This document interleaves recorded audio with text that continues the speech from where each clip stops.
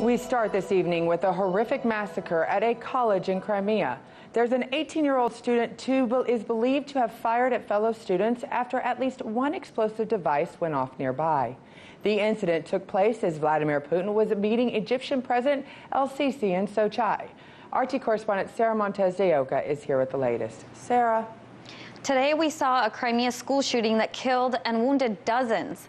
School security cameras show the attacker's outfit resembled one worn by the Columbine high school shooter in 1999. He wore black pants and a white T-shirt. Russia is calling this their version of Columbine, the American massacre that killed at least 19 people and wounded 47. This brings us to a broader problem of shootings and deadly violence incidents in the education system. The Academy for Critical Analysis identifies over 294 school shootings. That's in 38 different countries between 1764 and 2009. This total includes attacks with 2 or more victims in a school setting, including murder-suicides and hostage situations. And just in the last 2 years, the U.S. has seen dozens of fatalities, with countless students wounded and killed. In February of this year, 17 students were killed in Parkland, Florida, at Stoneman Douglas High School. The 19-year-old suspect opened fire using an AR-15 rifle. He shot students in the school's hallways. And in May, a student at Santa Fe High School just outside Houston killed 9 students and 1 teacher. The 17-year-old student went on a shooting rampage. Armed with a shotgun and a handgun, the suspect opened fire in an art class. But even as we see these occasional incidents abroad, like today's tragedy in Russia, the severity of America's school problem, especially with school shootings, is unique compared to other countries. According to the Academy for Critical Incident Analysis, between 2000 and 2010, there were 57 recorded incidents in 36 countries. Half of those incidents took place in the U.S. and totaled 28.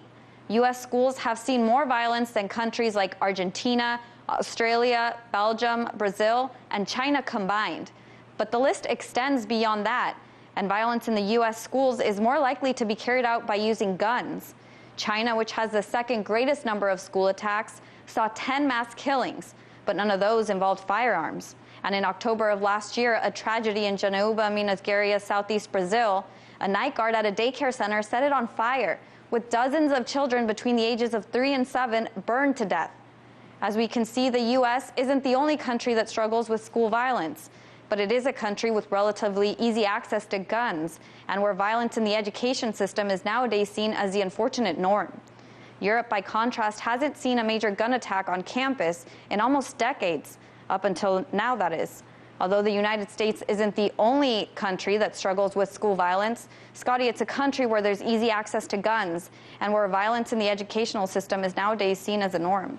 Sarah, you know, this is just one of the first incidents, as you pointed out. What are people saying? They hope this is not just the beginning of unfortunate headlines like what we've seen in the United States. It just started with Columbine and it kind of spread. Well, Scotty, I can say with certainty that this is the first of its kind, so we can hope that this is not the start of more to come. Absolutely. Thank you so much, Sarah, for joining us.